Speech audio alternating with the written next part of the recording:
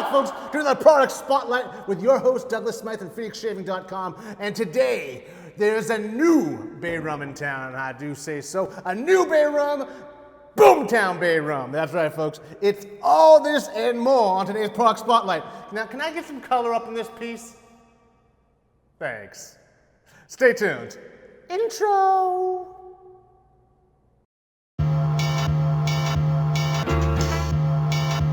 You'll be the life of the party.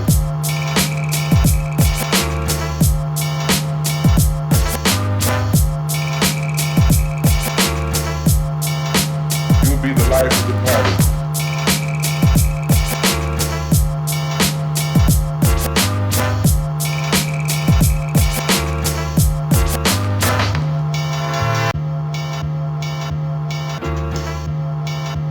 Boom! We're back, and I am so excited to be here. Really excited. In fact, more excited than usual. Why? Because I don't often, in fact, I've never done a product spotlight on a soon-to-be released product, or by the time you're watching this, it'll be released, I hope. But I don't often get to do this. I never get to do this. Now I'm doing it because I'm freaking excited here. Boomtown Bay Rum is just, this has been a long time coming, if you will. It's the evolution of my Bay Rum journey. You know, starting way back about 5 years ago, my first Bay Rum, my classic Bay Rum, all the way up through, you know, Atomic Age, through Captain Smythe's Reserve, to where we are now. You know, there was a little bit of Tombstone in there too, but where we are now, which is Boomtown Bay Rum. So I've made it, folks. Now, this is the same deep, complex, smooth-scented Bay Rum that you've come to love and know in Atomic Age Bay Rum, especially if you're a Bay Rum hater. That's right, I made a lot of you Bay Rum haters Atomic Age Bay Rum lovers. Proud of that, super proud of that. Yeah, that just happened. But this is all that and more. This is all that and more dirt. This is grittier. This is dirtier. So if you want a Bay Rum with a little more cojones, this is where it's at. Boomtown Bay Rum. Now, what is Boomtown Bay Rum? Boomtown Bay Rum, if you don't already know, and if you don't already know, shame on you, because I've been promoting the hell out of this one. Super excited about this, if you can't tell. Boomtown Bay Rum is Gunsmoke, Leather, and West Indian Bay. Yeah, there's a new Bay Rum in town. Boomtown. This stuff is incredible. Not only does it contain those three notes, those top notes, the notes that pretty much are the signature of this scent, it also contains West Indian herbs, spices, and citrus notes, as well as a couple resins, Elemi and Labdanum resins. Now, West Indian herbs and spices is a little vague, so let me try to tell you to break down what those are, what I mean by that. Popular rums that come out of the West Indies is typically seasoned or spiced with nutmeg, allspice, cinnamon, and ginger. So there is cinnamon and ginger in this, but it's not full-on cinnamon and ginger, and there is zero clove. So you don't have to worry about that. Zero clove. And also, interestingly enough, with these aftershaves, there's no alum in there. I chose not to use alum in there as well. So if in the past, I used alum in my aftershaves. It was one of our innovations, if you will, where we included alum in our aftershave. So you didn't have to use a block anymore. For this, we didn't add any. But what it does contain also is seaweed extract, vegetable glycerin, and aloe vera. So it's got all that face-saving ingredients that you've come to love in Phoenix shaving products, but without the alum. So there's that. There's some people that just don't like alum for whatever reason. I respect that. To each his own. Your mileage may vary. But in this case, you can pick up a bottle of Boomtown Bay Rum and rest assured there's no alum in it. So let's get down to the nitty-gritty here. West Indian Bay Rum. See, I was really trying to build the scent of the Wild West. Not in the same way that I did with Tombstone, but Tombstone was part of it because that's where I learned about working with gunpowder notes and leather notes and just kind of recreating the Old West. In order to create Tombstone, which is another scent if you don't know that I do, another classic aftershave by us, I had to visit Tombstone, the town of Tombstone in Arizona, probably about 8 times to come up to, and smelling. I was walking around like a maniac. Not so obvious, but I was taking in all the scents because I had to create a scent collage or an aftershave, but scent collage. And I noticed all these different notes floating through the air. And I tried to, I was taking notes as I'm noticing notes. And so that's how I put together that particular fragrance. So with that experience, I've tried to incorporate what I learned into developing Boomtown Bay Rum with quite some success, let me assure you. In fact, you know, where Tombstone stops or ends, which is the building or the construction of the town itself, Boomtown Bay Rum picks up and starts from there. If Tombstone is the town of Tombstone, Boomtown Bay Rum is what everyone in that town is wearing. Yeah, including the women. I know, it's crazy. So really potent, really strong, really masculine, really manly stuff we got here. Let's see, what else is there? So Elemi, or Elemi resin. Totally unique. I've never used it before in any one of my other scents. I'm using that with the combination of Labdanum to kind of take the edge off that spiky note that's in all bays, except Atomic Age Bay and my classic. I removed that. I've noticed in the past that a lot of Bay Rums have this. Bay Rum, Bay itself, West Indian Bay itself is a beautiful scent. It's a beautiful thing. However, it's a little unruly and a little rough around the edges. So I've learned to smooth out certain notes or certain parts of the scent or the fragrance. And one is this sharp metallic note that really is piercing and comes off a little bit cloying to me, and maybe it does to you also, especially if you're a Bay Rum hater. That might be the thing that's really going up your nose. It's like metallic. It's like you got punched in the nose or something. You know that note? I've managed to buff it down, if you will. Now, it's not totally gone. It's still there, but I removed a lot of it. However, when I combined the gunpowder and the leather, it kind of bumped it back up, especially with the gunpowder, because the gunpowder in itself is like, it's peppery, it's sulfurous, it's pyrocaustic. So these notes right there are spiky like that. They're sharp. So it kind of put it back in place. So I needed to bring it down again. So I had to really work on the Bay Rum. And with that in mind, I went for the resins, like Alum and Labdanum, to smooth off those edges and the sharpness of the Bay Rum so that the gunpowder could sit there. It's tough to, it's always difficult to describe scents or talk about how they work, but it could sit there comfortably without it boosting, if that makes any sense at all. So took off the edges with that. However, when that was done, a lot of it was gone. I needed to bring some of that back. So that's where I brought in some patchouli. However, I didn't use patchouli, especially if you don't like patchouli, don't freak out. It's a tincture I created with alcohol and patchouli, dried patchouli. So it's just enough to bring back what I needed, but not enough that it's overwhelming or overbearing or that you would even pick up, because you won't, trust me. But that said, if it wasn't there, you would notice. But it being there, you're probably not going to notice. You're not going to notice it. So that went into that.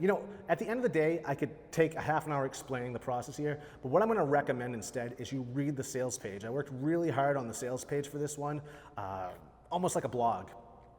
You can read about the entire journey I went on creating Boomtown Bay Rum, and I think you're going to get a lot out of it, especially if you enjoy this little fireside chat, planet-side chat we were having right now. But I encourage you to really dig into the sales page.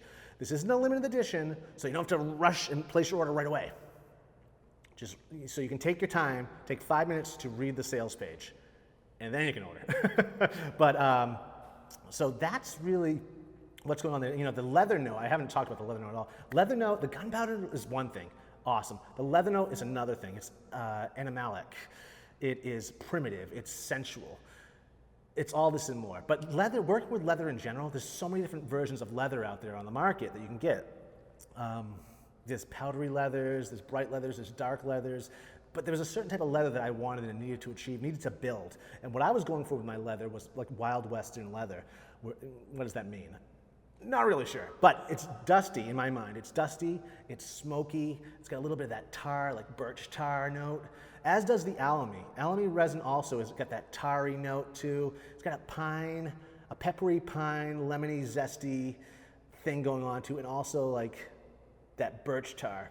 Labdanum, on the other hand, has like that little bit of leather. So we're bumping up these different notes, really shaping, giving personality to these different elements within the blend that you're really going to enjoy. And on top of all of this, this concoction is aged inside a charred oak barrel.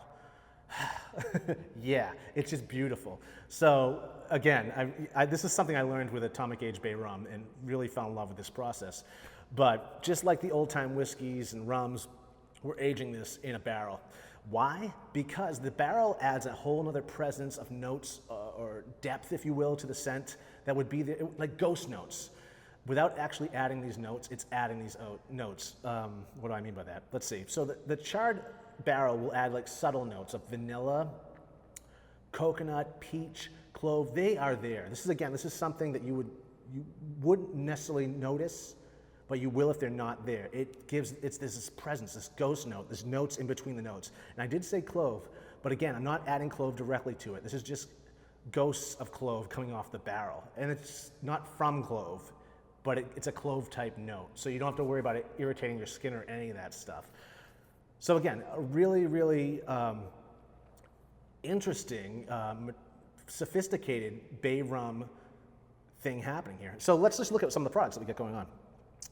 We have, I should probably mention this too, we have 3 different labels to choose from. It's all the same juice inside there, but 3 different labels. I thought I would do, let's see, the good, the bad, and the ugly. I always change up the names. One day this guy's the bad, and this guy's the good, and this guy's the ugly. Doesn't mean much. But as of right now, and this may change, but right now for this release, I'm gonna offer 3 different labels. So you can change, when you're ordering a bundle deal, there'll be a drop down where you can choose which one. I had to go to another planet to escape the plane. And there's a train. There's always something. Regardless, so from the drop down you can choose, you can mix and match your aftershave label with your different soap, or you can get the same matching ones if you want, but I just try to give you some options there. I'm having fun with this release because this is a really, really special release to me. Let's see. And there's this also. Check it out. It's a new bottle. I don't know why I forgot to bring this up, but it's a new bottle. Got to bring it up now. We had these bottles custom made for us.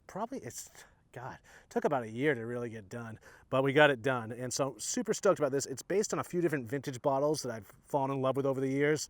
So it's great to really tweak out our own design based off of them, including a Bakelite cap on top. You thought I was gonna drink it, right?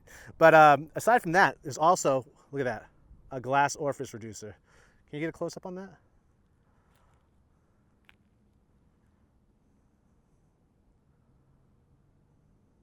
Glass orifice reducer. So no more of those plastic ones mixing and mingling with my juice.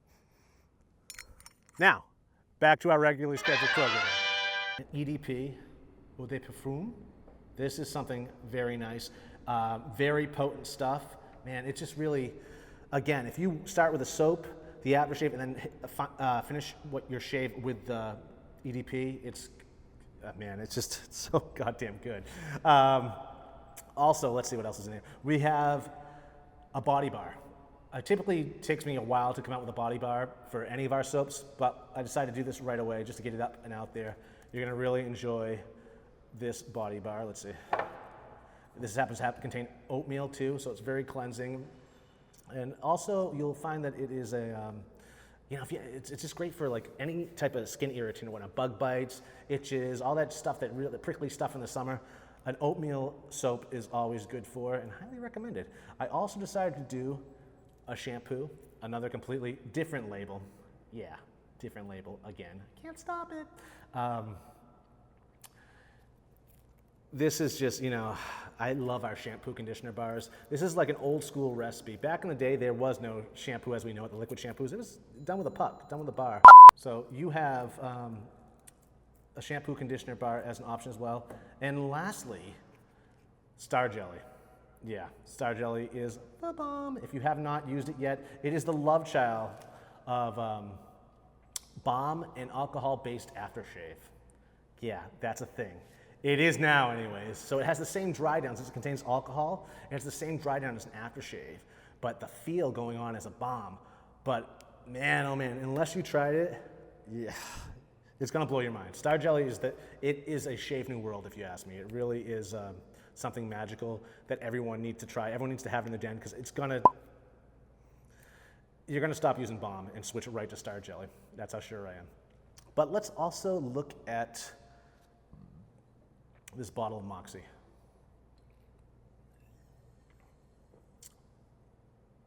Well, folks, that's really it. That's all I got to say at this point in time, and keeping this short.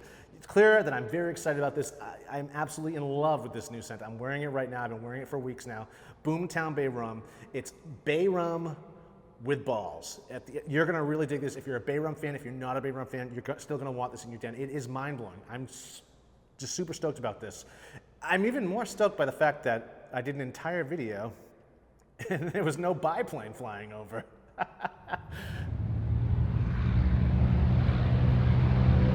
No.